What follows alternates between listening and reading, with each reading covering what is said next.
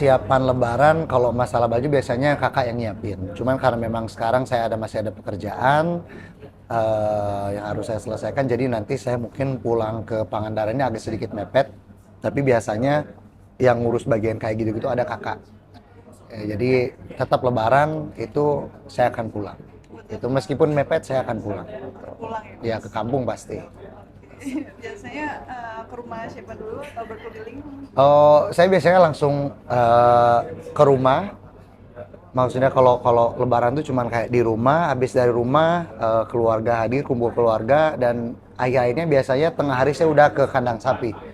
Saya tidur biasanya kalau lebaran tuh karena di kalau di kampung tuh enaknya kalau ada teman-teman kan, kita kumpul ngeliwat itu biasanya di kandang sapi saya. Jadi memang memang suka suka habis itu udah yang penting salam-salaman kumpul keluarga tuh pagi habis sholat, kumpul keluarga sebentar, makan sebentar, akhirnya saya langsung lari ke daerah pesawahan. Ngeliwatnya di kandang sapi Ya di juga? kandang sapi saya. Oh, Jadi memang itu tempat paling best karena dekat dengan sawah juga. Kalau menurut saya tempat paling enak untuk makan liwet itu memang di pinggir sawah gitu. oke. Mungkin momen apa sih yang paling dirindukan di lebaran? Apakah masih Yang paling momen yang saya rindukan memang kehadiran almarhum bapak lah. Tetap itu semenjak beliau nggak ada, ya momen lebaran tuh momen paling yang kayak kayak ada yang kurang gitu. Karena memang hanya ya ya mana sih anak yang ingin istilahnya nggak komplit orang tuanya gitu kan. Kalau saya tuh masih sampai sekarang tuh yang bikin sedih memang ya kurang bapak lah, nggak ada gitu. berarti akan ada ziarah juga nggak? Ziarah pasti.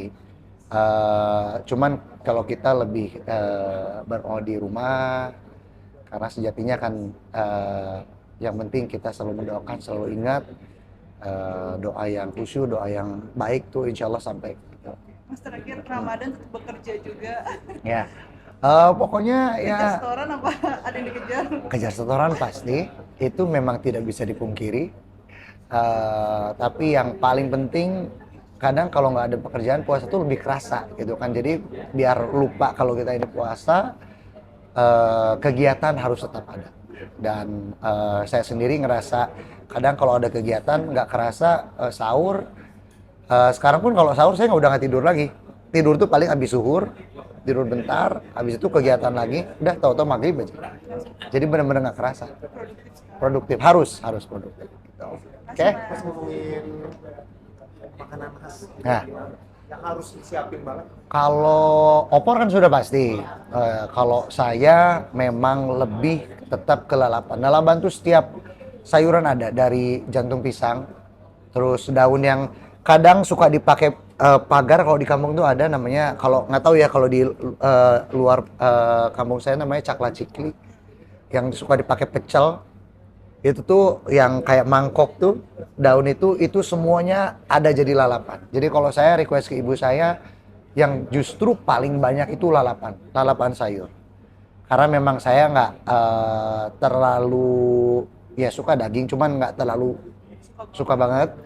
Jadi lebih ke kayak pecel kayak gitu-gitu. Jadi makanan sehari-hari lah harus komplit pokoknya sayuran. Gorengan juga cocok. Gorengan pasti, gorengan itu udah hal mutlak yang hadir di setiap kali saya makan. Berarti di meja makan ada dua makanan khas ya? Ya. Khas lebaran sama sehari-hari atau Ya, khas lebaran dan makanan sehari-hari sebetulnya. Karena memang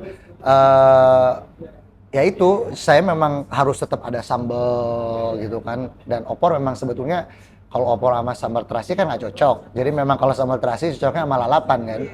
Jadi kayak lalapan-lalapan, pecel, karedok itu harus ada tetap. Karena memang kan suka ada keluarga juga. Ada yang nggak makan daging, ada yang ya gitu-gitu. Tuh, oke. Terima kasih. Terima kasih hatur nuhun.